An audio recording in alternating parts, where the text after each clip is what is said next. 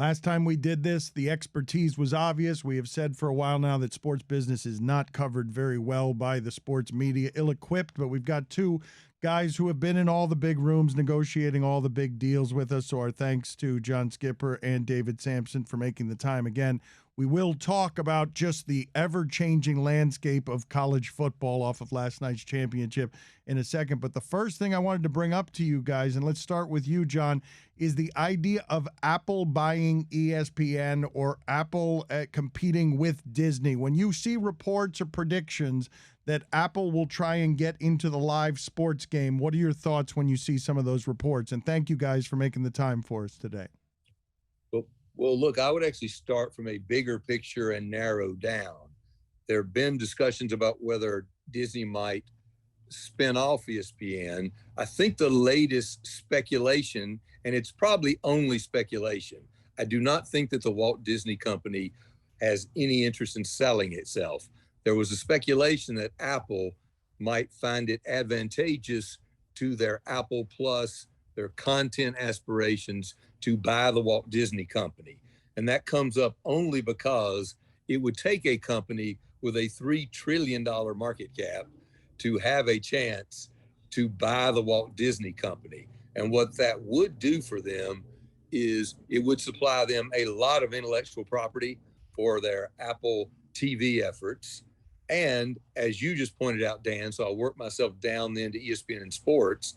Obviously, I think the Walt Disney market cap is in the sort of $150 to $200 million range. I didn't look lately, as I no longer hold any Walt Disney stock. It is of less interest to me. But the disparity between that and $3 trillion is big enough that Apple could swallow it, would solve a lot of their content problems on TV Plus, and would make them the world's predominant player in sports. Well, I think you have to focus on one other thing, John, that what Apple needs to do, they look over their shoulders, and I think they go to bed at night, and I think they see Jeff Bezos, and they see Amazon, and they see Amazon thinking of starting a new network, a new sports network. They look at Amazon bidding and getting the NFL package, and they look and see the possibility of Troy Aikman and maybe Al Michaels going over to Amazon. Here's how that works when you're in the world of trillions. It becomes totally irrational, and a company like Disney could very well take advantage and benefit in a huge way. Number one, to the extent that ESPN is a drag on its earnings and has some deleterious impact on its stock price, and they could take advantage of a $3 trillion company who's willing to pay 170 cents on the dollar, it would be almost irresponsible not to do it. The reason why this is not a today issue is I'm not convinced Apple is positive or at least wants to admit that Amazon's going to be successful in both monetizing and really taking over the live sports landscape. But eventually that kind of consolidation is going to happen, and it will get the attention on the Hill in Washington. It will. And again, all of these technology companies, the only discussion so far has been about whether they will incrementalize themselves into a sports strategy. If you bought ESPN, you would be the leader immediately. So you wouldn't have to sort of get yourself into this over a 3 to 5 to 7 year plan. You would be the leader in sports. Well, you say the leader, but some people would look at ESPN since you left and look at sort of what's happened with the talent as we're witnessing now, what's happened with ratings, what's happened with revenue, what happened with COVID, and all of a sudden there may be no huge acute need right now to do that. Whereas I think when Amazon actually completes some of its transactions and launches its network, I think the more successful that is, the more incentive Apple will have to make a big step like that. I really think they're going to be the follower in this case, not the leader. Well, it is, however, a step that would make them the leader immediately. Whatever by leapfrog, though. But John, by leapfrog only. Yeah. I wanted to ask you guys about the way that, because you guys have both surprised me here with the idea that it wasn't just ESPN in play, that Disney for sale is not something I had considered for a moment in my lifetime. But you're talking about Disney being for sale, the idea of that? No, I'm not talking about Disney being for sale. I'm talking about, everybody who gets consolidated is not always for sale. And since way back in sort of the go-go 60s or 70s, I can't quite remember, but there was a moment in time which it became very popular to buy a company whether they wanted to be bought or not. With the disparity between a $3 trillion market cap and a $200 billion market cap, sometimes the $200 billion company ultimately has to make the decision that's right for their shareholders. And that could be, as David points out, the right decision. They're not for sale. They're not for sale right now. And remember, Disney was able to have ESPN, and after the acquisition, everything was fine. Everything's coming up roses. And then this pandemic happens. And what turns on the lights at Disney, and John, you can answer this for certain, but I don't believe ESPN was ever turning on the lights. They made the lights brighter. What they found during COVID is that the things that turn on the lights that are truly Disney related struggled so much because of COVID, the revenue they lost, that they need to play catch up. You catch up in a business two ways. You either increase revenues or decrease expenses. And what Disney has to do, like many companies right now, they have to do both. They have to get their revenues back up, but they're also looking to trim. And if you can get a buyer who is not necessarily as price sensitive as many buyers are, like in sports, when you're trying to sell your team and you have a team that has to be sold like the Clippers, you pray to God that a guy named Steve Ballmer will fall out of the sky like an angel onto the shoulders of the other NBA owners and pay a price that is based purely on ego and fantasy and then have it grow into reality. That's the type of acquisition that can be made only by a few, where there's no syndicates required, there's no vetting of owners required. There's a guy who takes his ATM card, takes out a couple B, and has a team. And that's what Apple could do when they acquire Disney. Well, you're correct in the mathematical calculations. I want to be clear that we're just having fun speculating, but the COVID, the pandemic, did create this differential. Apple went from 2 trillion to 3 trillion. Disney has declined slightly in the year. So it's gone from being sort of a 5X to a 10X to being a 30X. So that is why there becomes a speculation. Well, imagine for a minute if someone sees the 30X, and we're talking about a value of a company being 30 times. Some say EBITDA. Some industries say, oh, we're 10 times revenue if you want to buy us. But of course, when you're actually buying something and you are somewhat price conscious, you try to look at net income and see how much money and positive cash flow there is. But for a company like Apple, whether it's from COVID or not, really doesn't matter. As a consequentialist, John, you'd agree, it is what it is. Apple is where it is, and it's never going back. Disney is where it is and will not catch Apple. In our lifetimes, it's not going to happen. And that's what makes it more palatable for someone like Disney to throw up the white handkerchief and say, you know what, we don't need any more LeBatards. We're tired of it. We're tired of getting made to look bad by people saying what they want to say about topics that they care about, that we don't care about. Let's just get rid of it. David, what do you think ESPN is worth? I'm going to give John a minute to think about whether he can or wants to answer that question, but I'd like to know what the differences are between what ESPN might have been worth 10 years ago and what ESPN is worth now.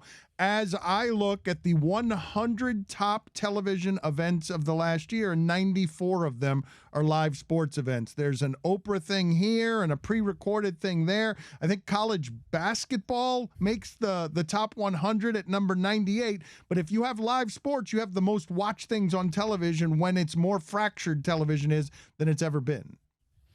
I think the tweet you're referring to is when they did the top 100 live events of 2021, Dan. Is that the one that had the picture of all the footballs, and once in a while there was a UK flag and a soccer ball and a college basketball? Is that what you're talking about? Olympics and yes, mostly just footballs all over the place. Let me just make sure. I'm almost positive this is right, David. That was the 100 highest rated television programs of the year, not live events. Now, it so happens that 94 of the 100 are live events. Usually the Academy Awards, which is live, gets in there as well. Sometimes a live election results gets in there as well. But it's live events, but it's all television, all shows.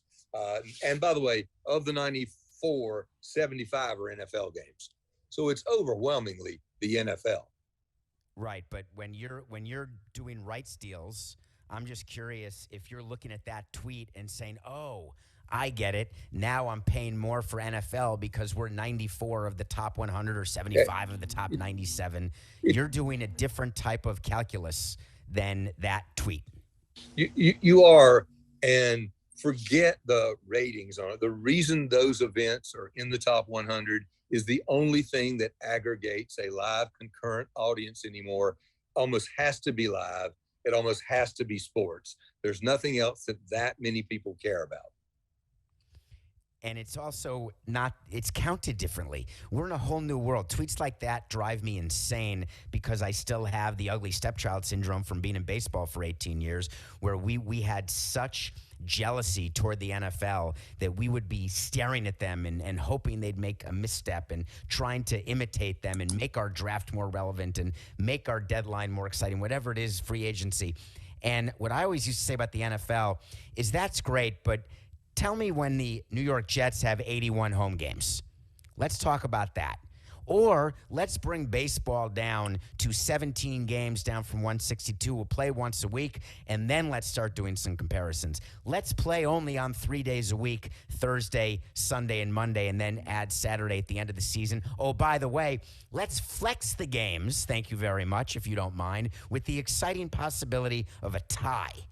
That kind of stuff, Dan, I've got smoke coming out of my ears. Yeah, it must make you crazy because, yes, well, you put it on your show, and people listen to you and then assume that the NFL is this thing to genuflect toward, and it's just not. Well, I'll only disagree to the extent that I love them all, but if baseball had the same number of teams as the NFL and they played exactly on the same limited schedule as they did for 18 weeks, their ratings would not be as high as the NFL's, not even close. If there were no only thing gravity on Earth, then I may not be sitting in the chair. What? How can you say that, John? You're just saying that because you're so NFL centric, just like everybody else. There's no way you know that. No, I am very much basketball and world football centric, and I just am to tell you, it is America's game now. They do many things brilliant in terms of the scarcity of the product, in terms of the way they schedule, but they have not hurt themselves. They used to just be on Sunday, two time periods. They went Monday, they went Thursday, they went Sunday night, they went Saturday night late in the season. They still do very well. It's the game that America rallies around. And people love baseball, they love basketball, they love soccer, they love hockey, but the NFL is America's game. ESPN is the worldwide leader in sports, right? Is that what you coined it, or did you inherit that? I inherited it, and I wouldn't say it when I was actually in the seat, but they're the worldwide leader of sports in the United States. Thank you. Res ipsa loquitur. Okay. That's the end of that well, conversation. yes, but I have more questions for the both of you, neither of which answered. Wait. Before you answer that question, Dan, let me give David a little tiny bit more trouble. There is one sport bigger than the NFL, which is I believe that the last Super Bowl, 350 million people watched. I believe that the last World Cup final, something north of 1 billion people watched. So yeah, the worldwide leader in sports is actual football as opposed to tackle football. Neither of you answered my question of what ESPN is worth, and I don't want the answer whatever somebody's willing to pay for it. I want to know, you guys talked a lot without either one of you coming close to answering my question. What is ESPN worth? I'll start. Where do we stand with your payout? Because that's going into my calculation. Are you and ESPN clear now? Yes, we are clear. They are cleared of the expense of our dead weight. Yes. Okay, hold on. Then I got to get the abacus back out. Hold on one second. They're clear. What is it worth? What was it worth 10 years ago, John? Can you answer these questions? Are you allowed? You really can't answer the question because there's no intrinsic value unless you're a purely financial buyer. The question is, what is it worth to Apple? Does it help them get to $4 trillion? Then it's worth $1 trillion. But it's certainly. You ask about ESPN or Disney? I was asking about ESPN. I cannot imagine ESPN being sold for less than $100 billion. Okay. Now, you say that, and you may be right, but Dan, your question, it's like asking how we know when it's going to be a quarter moon. And the answer is we can give you the math of that, but you're not taking into account that in a vacuum, as John was saying, there is a way to assign value. But ESPN, like many assets, has a premium to it that is not measured by normal financial metrics. So you have to look at what Apple gets. Why does Amazon want to have a network? Why do they want the NFL rights? Amazon makes its money because I'm on there every day going to the doorbell and getting a package. The more people they get on Amazon buying their products, that's where they're making real cash on cash, where the margins are the highest. And so anyone that's in the Amazon world, however you get there, they want you to be Prime members. That's their goal. Apple TV wants you to use Apple products. They want to have you watch an Apple TV with an Apple iPhone, listening to Apple Music while storing all your stuff in this Apple Partly Cloudy with the Chance of Meatballs. So to do that, they're going to make acquisitions that will make the consumer have to engage with fewer levels of authentication, fewer passwords, fewer usernames, because ease of use for a consumer is what they crave, and the more you own, the easier it is. Let's segue into what it is that was birthed here, at least in part by John Skipper, which is the money factory that is college football. We were having the argument last week whether college football was the second biggest sport in America. I don't know if you guys have an opinion on this. We were talking about baseball being fourth, and I was arguing, I'm like, well, wait a minute, though. Baseball, the Dodgers just signed like an $8 billion contract for the tonnage of a 162-game season. How do we do the measurements on what America's second biggest sport is according to television, according to TV dollars, according to prosperity and interest? What would be your argument, David? Where would you put college football next to Major League Baseball? I'd ask you to first narrow the definition. If you don't want to, then I will. Because what I do when you ask me what is baseball worth, I'm adding up the value of all 30 franchises. And in NFL, I'm doing the same thing. In basketball, I'm doing the same thing. In Major League Soccer, EPL. And whatever entity is worth the most has the assets that are worth the most. MLB has assets, not just 30 teams. They've got MLB Network, MLB.com, which is a huge, huge value. That, John, were you involved in the Disney deal with MLB.com? Yes.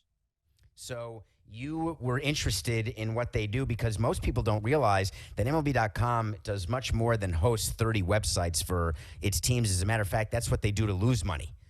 They are a back office supplier is an easy way to talk to the audience and to me when described and shown the financials for MLB.com.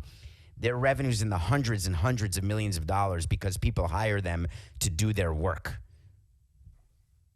Yeah, it's if I, Dan, tried to answer your question as to what the ranking is, I have to confess my ranking was always skewed not towards trying to decide what is America's most popular sport. It is what sports are most valuable to ESPN.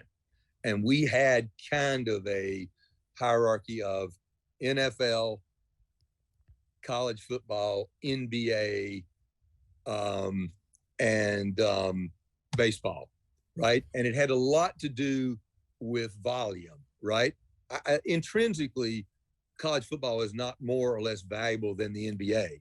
But in college football, we were doing 1,500 games, right? So it's volume plus ratings plus how important it is to the distributors to keep the subscribers plus advertising. And so that was sort of our hierarchy. So that may not be what the ranking order is for American fans. And they make, I know that MLB would have a righteous case if they said to me, we've done surveys and we rank second among fans in terms of popularity of the sport. When I talk about the power of the sport, it's ESPN centric. So I may have been misleading in the past. Do you know that I used to have nightmares about you, John, because before we we're able to do shows like this with Dan, I always imagined I was the and that's exactly what baseball is and what they're aware they are. And it is, I'm triggered to a point where I'm actually schwitzing at the moment. He did do before he got to baseball. He was trying to remember, like you remember, like that old high school guy who you didn't know that well. Baseball is fourth. It's true. The guy in the Traveling Wilburys, right? Roy Orbison and George Harrison and Tom Petty and the guy from and ELO. one more. And there's one more that's Jeff Lynne. By the way, it's Jeff Lynne. So baseball's Jeff Lynne. There's nothing wrong with that. EO is a solid track record. Jeff Lynne, great producer, great singer. Oh, but John, Jeff Lynne, John, explain to people what a spectacular business college football was for ESPN. That's why you speak of it that way. Well, if you put it in a particular place in time, I became in charge of programming in 2005. So college football still had a lot of unexplored territory, right? There were lots and lots and lots of games that weren't on television. So ESPN was most poised to take advantage of that. So it was very valuable to us. More NFL would have been valuable to us, but it wasn't available. They were selling it all. There were lots of ACC games, lots of Big Ten games, lots of SEC, Pac-12, Pac-10 games, or Big Ten games that weren't sold. So college football was crazy valuable to us. And it was undervalued by the broadcast networks because they did not have the shelf space to put it on. So we could get it all. And getting it all triggered everybody else being interested in it. The price is going up. So ESPN was more important in the finances and what's happening now in college football than it was in the NFL, because for a while, ESPN was pretty much the only game in town. John, you had an obligation to the distributors that you had to deliver certain amounts of programming. You started all these channels, and I'm using capital Y, not necessarily you, but you can help me with this. Starts with ESPN, then you've got ESPN The Deuce, then you've got ESPN Classic, ESPNU, and you're doing that for the sole reason you've got to program 24 hours without showing curling, and you're doing that in order to increase the amount of money that you are getting per subscriber. So you had to go to the store that gave you the most bang for your buck. And college football was the most underserved at the time. But if it had been another sport that could have delivered to you the same subscription base, the same rate, and the same hours of programming on all of your different channels, do you not agree that you would have gone and done a deal with them? Sure, and we did. I mean, we did deals with everybody, right? College basketball is underrated. If you continued that list into 5, 6, and 7, college basketball is in there. And ESPN was doing an enormous number of games. And I misspoke before. We were doing about 400 college football games. We were doing 1,500 college basketball games. Because you had 24 hours, 7 days a week, you had a program. Well, remember, you cannot warehouse games. So if I was the only buyer, if I went to the ACC and said, I want to buy all of your basketball games, all of your football games, nobody else could buy those because they couldn't air them anywhere. We created ESPN3, by the way, the sleeper channel of all time, because ESPN3 was a broadband network and we could buy infinite number of games.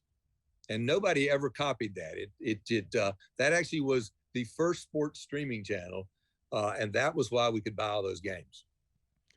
I love when he brings up ESPN3 but leaves out ESPN The Phone. I enjoy that was just a little side project for Mr. Skipper, ESPN3. Can you explain to the audience, John, why ESPN, and I think you had to pay $1.2 billion for Monday Night Football? I didn't pay. Why we had to pay $1.2 billion? Yeah, because when NBC got the NFL package for $700 million, ESPN had to pay a good deal more to get into the football game. The biggest disparity was when we paid very close to $2 billion, and everybody else paid something around $1 billion. And the answer is because I just cut my phone off. You want me to go back? Start? Yeah, sure. Yeah. So the answer, I think the greatest disparity between ESPN and the other NFL buyers was when we did the deal before last, where ESPN paid close to $2 billion. Everybody else paid $1 billion. And ultimately the answer is because it was worth more to us, because we were getting more distributor fees. The NFL understood that. The NFL had leverage because they had other buyers, right? If we're buying all of the college football conferences games, they have no other buyer to buy everything. They can split it up, sell it to a bunch of people, but the NFL had other buyers. So it was worth it to us. That's the only reason. Do you look back on that and say to yourself how thankful you are that you're not dealing with the digital streaming wars as they exist now? You're not dealing with Amazon as a competitor to buy that content, because while you may have swallowed hard and paid 2 to 1 for that property, I think that it becomes harder to explain when it's 3 to 1 or 4 to 1 or 5 to 1, which may at the end of the day where these numbers get to, which is why, as you know, with Metalark and what we're doing here, content is really the place to be. Well, I don't think it'll get where ESPN has to pay that much more. I have to give credit to my successors. And I didn't really mean, it may have been a Freudian slip that I accented the first syllable on that, but I have to give credit to my successors that they actually didn't pay 2x this time, right? They paid 2.7, I think, and everybody else had to pay 1.5, 1.6, 1.7 because the differential didn't go up, because the source of ESPN's money has not increased enough for the ESPN to have, for the NFL to have that leverage. Make sense? Yeah. Can you guys explain to me, before we get on to other matters that I wanted to talk to you about, just why it is that leagues want to be in bowl games, why there are so many bowl games, why Rutgers needs to play in a bowl game? Like, what is happening there? You want me to take this start, David? I can't wait. This is another ranking thing, right? We can rank the reasons why colleges go to bowls. And if I ask the average fan or almost anybody in the business, rank the reasons that people do it, they would start with, well, it must be money. This is among the very few times in sports where people actually do things and money is not the first reason or the second reason or the third reason or the fourth reason that any school goes to a bowl. They go to provide an experience for their fans, and their fans get to go to New Orleans, and that makes them happy, and they give more money to the school. It's an experience for their players that they used to be excited about. We can segue into why the players aren't excited about it now, but the players used to be excited about it. 3, and this is a sleeper one that almost nobody ever gets. If you play in a bowl, you are allowed by the NCAA or your conference to continue practicing for a whole nother 4 or 5 or 6 weeks. That is great. If you're the coach, you get to practice with most of the players who are going to be returning the next year. You get an advantage over the teams that don't go. You can finish with a win is an answer. When you get down to it, finances have almost nothing to do. Rutgers stepped into Texas A&M slot in the Gator Bowl. It had nothing to do with money.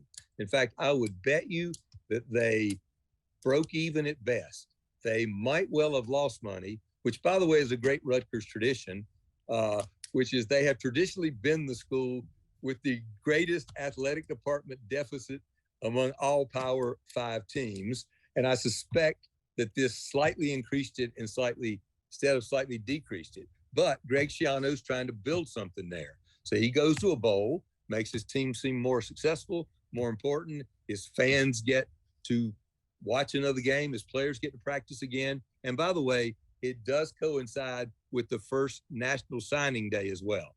And it is better to have your team in a bowl than not in a bowl when you're trying to recruit new players. Samson, you were shaking. You look like you don't believe. Samson, you look like you believe almost none you were of that, shaking dude. your head no the entire time he was talking.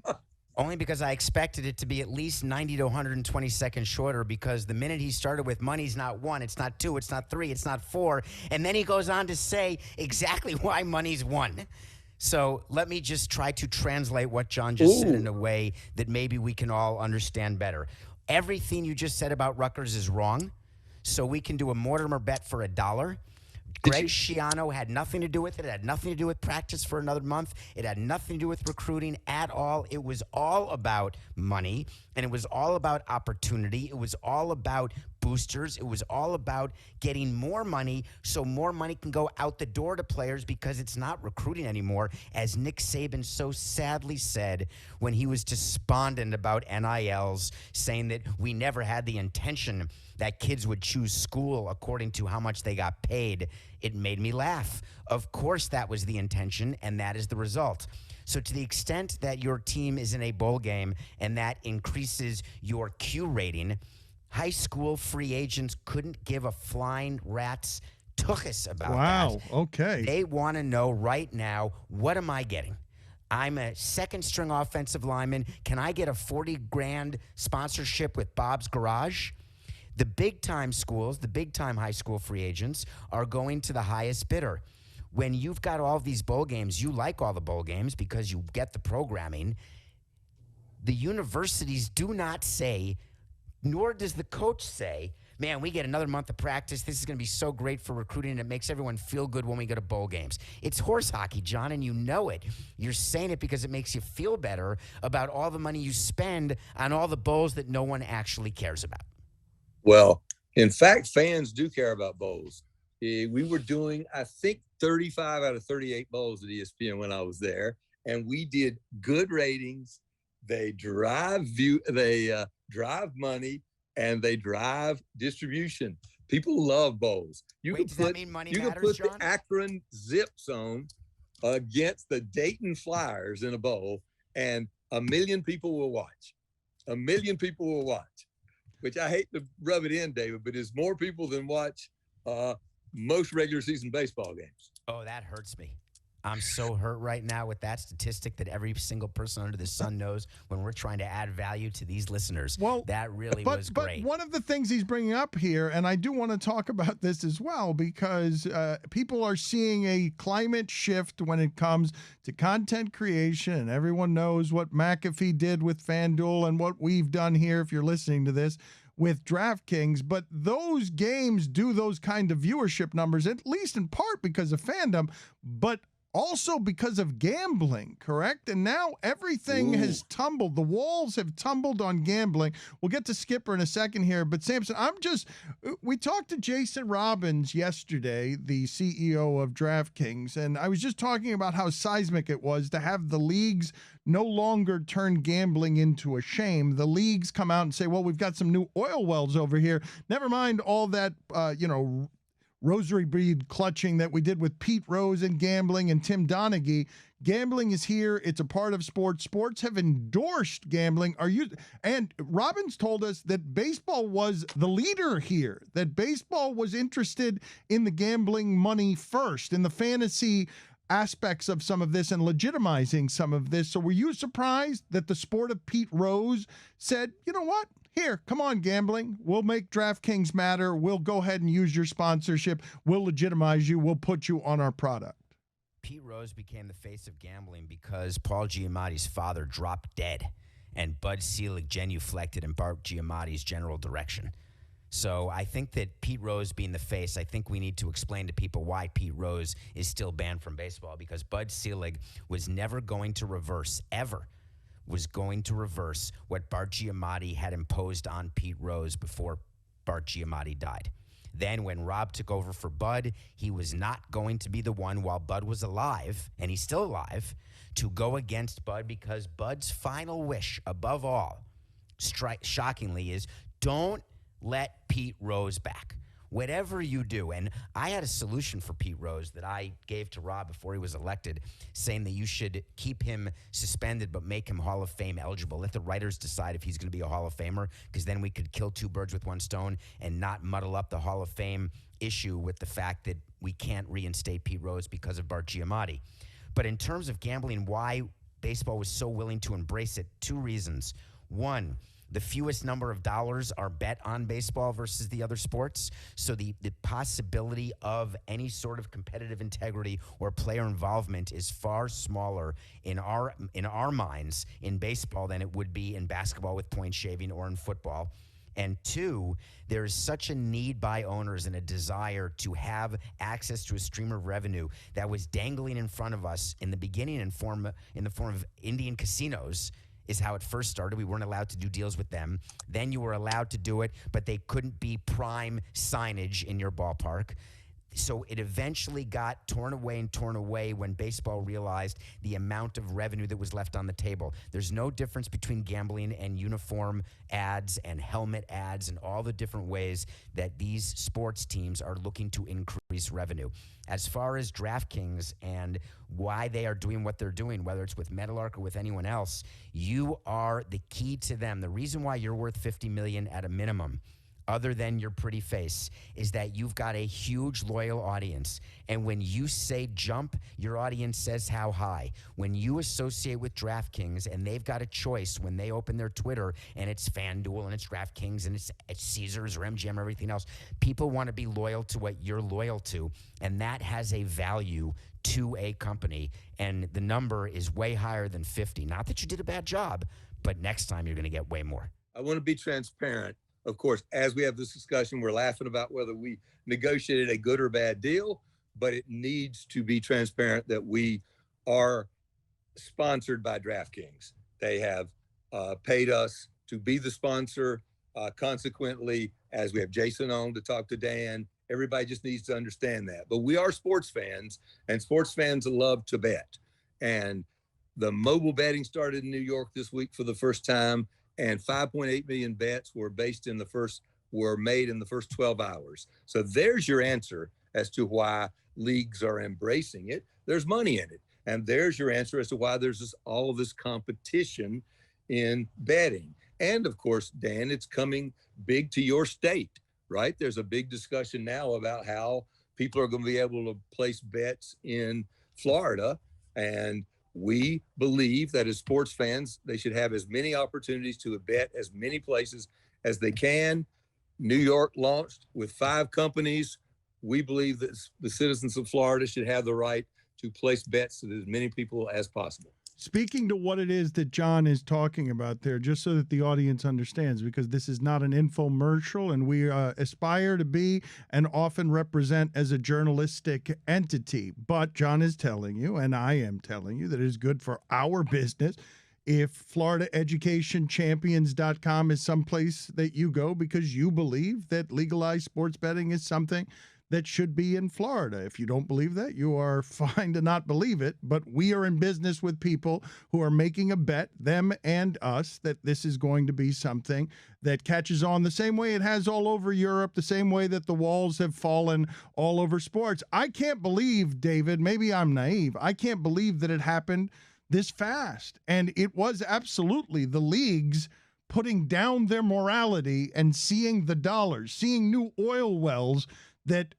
made this happen, because this is already something that has been popular for a while in Europe. America has been more repressed about this stuff. You say that no decisions are made because of money, and I say it's the opposite. Every decision is made because of money. And if you can hide behind your decreases in revenue, then it makes it much easier to swallow. You're saying they found oil wells, and I disagree because I want to make sure we explain the difference. When you are drilling for oil wells, you don't know necessarily. You buy a bunch of land. You say, hey, that guy has it. Let's drill. Maybe there will be oil here. And if there's not, then we'll go drill somewhere else. The gambling money, oil, has always been in the same place, available to anyone who wants to come with a drill. And baseball had chosen purposefully not to bring its equipment onto that field. And all sports had followed suit, and together they had colluded to do that. And then they just couldn't take it any longer because they needed that money. So it's not like they took a chance by getting into bed with gambling. It always had been there. It's not like all of a sudden there's more people gambling because it is legal. It is more people gambling in a different way because it is much easier, where you don't have to find a dime, go to the corner phone booth, put a dime in when your wife's not looking, and carry around a piece of paper, and then meet a guy at the parking lot of Publix to give him $250 every Tuesday. Think about it. Everything is done connected to your bank on your phone, all kosher, no salami, no pork, and plenty of money. David, tell me if this was your experience, because I felt that under John's watch at ESPN, what ended up happening was that baseball became less relevant at ESPN. I've always thought this about hockey, that ESPN covered the hell out of hockey when they had hockey, then they covered it less, and it hurt hockey that ESPN wasn't covering it. It felt to me like ESPN had something to do with baseball losing some of its popularity, because baseball was being covered less well by ESPN than it used to be. Back when we were all watching Baseball Tonight together and it was the only option before MLB Network or before any of those other things. So we would sit around in the commissioner's office, actually, and in league meetings, and we would watch SportsCenter. I don't know if you know this, John. And we would watch on a particular day, and we would calculate how many minutes into a program would the first baseball highlight be, how many seconds per game, how many games covered, how much chatter after the box score, do you go right to commercial, do you tease it? We were keeping track of all this because we, again, had the inferiority complex that you had no interest in supporting, again, capital Y, in supporting baseball, where we were providing what we thought was all of this live programming for what we also thought was too little in rights fees. And so you had an amazing power over everyone in baseball. And what always struck me about it is that inferiority complex that we discussed that was NFL based. We always thought that you were the driver of the popularity, because we believe that if you would promote baseball better, that would mean people would engage with baseball more and in a better, more meaningful way that would increase the value of our franchises. So what struck us is that you had made a choice to get into bed with the NFL in a far greater way with baseball, because we were never going to believe that NFL was more valuable to you. So we always just assumed that you chose them over us because of some sort of relationship you may have had with a commissioner that was better than the one you had with ours. It's not accurate. I'm aware that you kept the statistics because Bud Selig would call me and tell me the numbers and want to know why we had chosen that. Here is a fact which many people will be skeptical of. The programming department did not interfere with what went on SportsCenter. Nobody was ever told we're covering less hockey because we don't have the hockey games. Hockey continued to appear. It appeared slightly less because the promos disappeared because we didn't have games. It may have been a little bit less top of mind, but the people who did SportsCenter made the decisions about what ended up in the highlights, and no executive ever told them. By the way, I only told them one time, and that was I told them, and they ignored me over and over. I told them I want to see more women's sports in the highlights, and we consistently would get it back that it would be 3%, and maybe when I told them to do it, went to 3.5%. Baseball got plenty of its fair share of coverage. Hockey got plenty of its fair share of coverage. And I believe ESPN reflects what people think more than it forces them to change their mind. You're talking like a publisher saying, oh, I have nothing to do with what goes on. You're going to have to speak to my managing editor. Well, at CBS, here's a little inside CBS what happens. All of a sudden, CBS does a deal with Serie A, and before you know it, CBS Sports HQ has Serie A highlights. Oh, because that's exactly what the producers were going to do when they woke up in the morning, was to put Serie A or Serie A highlights into the show. Then they get a call, and it's not from the head of CBS. It's not from the publisher, John Skipper. It's from people 17 levels below who walk in to the production meeting and say, by the way, guess what? Our mom and dad just did a huge deal with this entity. We will now be doing a pregame, postgame, and highlights during our SportsCenter. And you're saying that never happened? It never happened that we decided not to cover hockey as much. It did not happen. I did not call people and tell them to. And by the way, ESPN is the only sports media company for whom they're in a news division as well. The news people did not influence what rights we bought, and the right people who bought rights did not influence what the news covered. I think CBS would have to plead guilty to that. And the worst offenders were Fox. Right? You saw, and by the way, they now do violate this at ESPN. I would not have done it, but you go onto ESPN.com now, and the UFC is all over it. because they're promoting the fights so that they get pay-per-views. We did not do that. We showed UFC highlights despite not having it. We showed hockey highlights despite not having it. And you're right. And by the way, everybody thought what you think. Everybody would call me and say, you don't cover us enough. So it can't both be right. UFC would never have been there if you had still been the president? You don't think that you... While I was there, Dana White misunderstands this. He always says, John Skipper doesn't understand how valuable we are, how popular we are. It had nothing to do with that. It had to do with whether I could justify paying the rights fee, and I was going to make up that money in either advertising or distribution fees. We couldn't get more distribution fees, and advertisers at the time were not particularly enamored of UFC. So we did cover it because we knew it was popular. I personally was not a fan of the sport itself. You know, I'm not really thrilled about any sport that starts with a cage. And so it wasn't thrilling to me. No. So it would have never been before.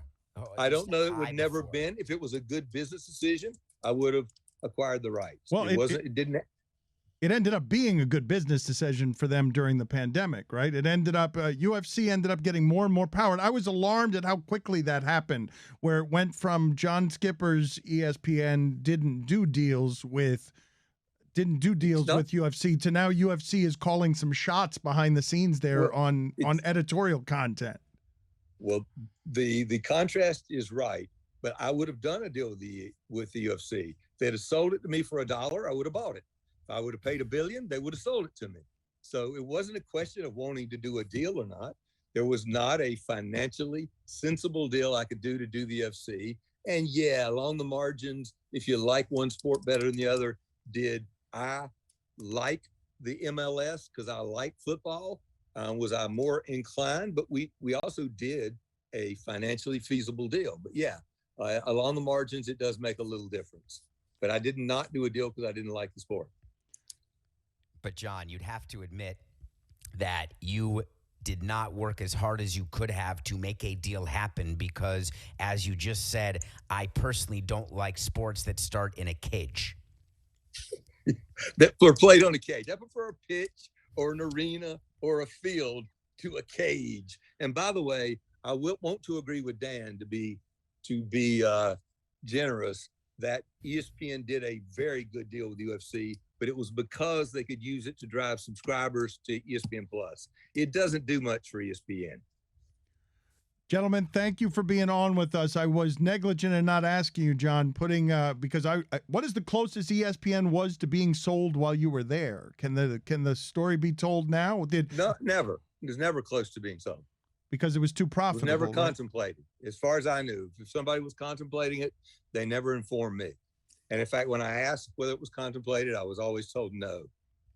I believe that was honest. If you guys had to make a prediction, both of you believe ESPN will be sold in the next 3 or 4 years?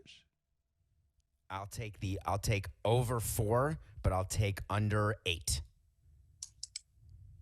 That's a pretty good guess, probably. Though I would tend to believe that as of right now, it is less likely to happen than to happen.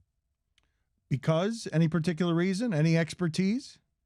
Because it's still quite valuable to the Walt Disney Company. I think it is more likely, slightly, that the Walt Disney Company would be sold than ESPN would be sold out of the Walt Disney Company. Wow. All right. Good talking to you guys. Side of that. It's a lot of information. Thank you, gentlemen. People appreciate your expertise here.